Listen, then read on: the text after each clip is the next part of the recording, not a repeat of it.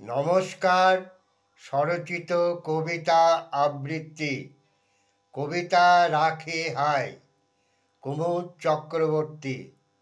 প্রকৃতিতে ফাল্গুনী হাওয়া বয়, প্রতিটা বসন্ত এলে এমন হয়।